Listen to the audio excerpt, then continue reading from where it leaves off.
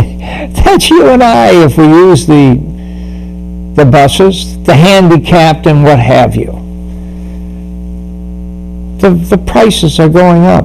Part of the reason being somebody screwed up on $1,200,000. I'll talk about that a little more as we go on here. But true to his word, here's the Michigan Transit Authority's most recent action to deal with the financial problem I talked to you about. Keep in mind, according to the Journal again, the cost amounts to about that $1,200,000 to half of the year's expected fare collections, and is equivalent to 1 month's worth of MTA labor and benefit expenses. That's according to the Journal. Now here's Channel 12's story on the MTA's expected fare increases. Can you play that, please? Genesee County every day may soon have to dig a bit deeper into their pockets. MTA is looking at a possible fare hike to offset a projected deficit. Those fare hikes were the topic of discussion this morning at a public meeting. ABC 12's Kevin Holmes is live in the newsroom with the story. Kevin? Well, Larry, under this proposal, some users would see an increase of up to 50% in fares. Everyone understands costs are going up, but not everyone agrees on what the next step should be. 40,000 people in Genesee County use the MTA to get from point A to point B each day. Many of those people rode an MTA bus or your ride to voice their concerns about the proposed fare hikes. Almost everyone understands reasoning behind the increase, but responses were put into 3 categories. Those who oppose has the highest poverty level in Michigan. So I would ask if you guys can have a little bit of compassion and think about the Flint residents that are living at the poverty level. Those who just want to see another alternative to the problem. But I beg you this morning, please try to come up with another solution. And those who agree and are in favor. What took so long? They didn't raise the rates before because I believe the MTA cares more about people than numbers. And the MTA didn't want to put anybody in hardship. But the MTA says they are now facing a hardship.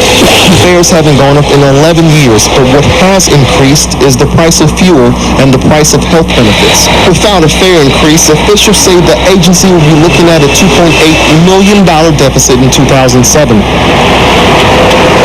And the board now has a lot to take into consideration. A special meeting will take place the next 10 to 14 days. They will release the new rates and the reasoning behind it at a public meeting October 19th. Live in the newsroom, Kevin Holmes, ABC 12 News.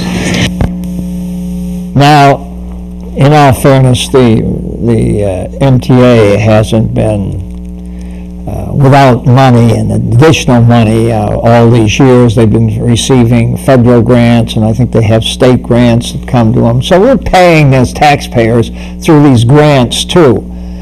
Obviously they have some problems that of greater expenses to run the operation. But what bothers me is part of this deficit is that $1,200,000, as Foy said, will be coming out of general expenses, out of the general fund, as they call it.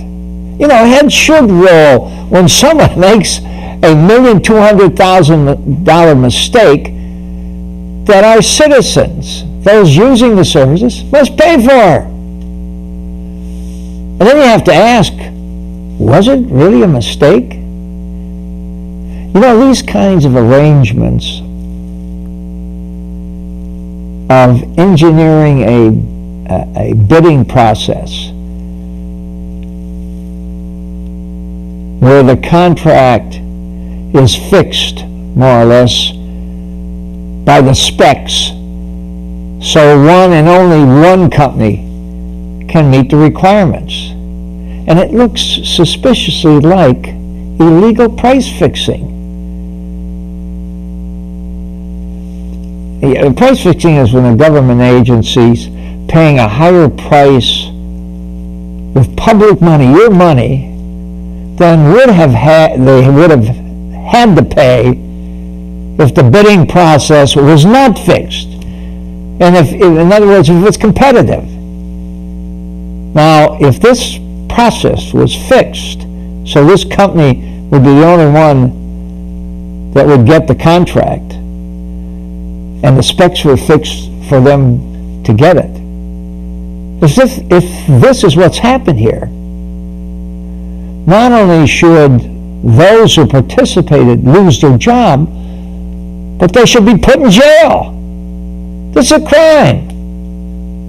You know, I believe a full local investigation should be initiated by the prosecutor's office, by a local police agency in this community to find out if there was any criminal wrongdoing by local officials. I might mention to you that it's also in the Journal. There is a civil lawsuit in federal court in New York for conspiracy to fix prices against the company, this Ann Arbor company, by this New York company. Apparently this has been done in other places, and it seems to be kind of a method of operation, according to the lawsuit. Now keep in mind, notwithstanding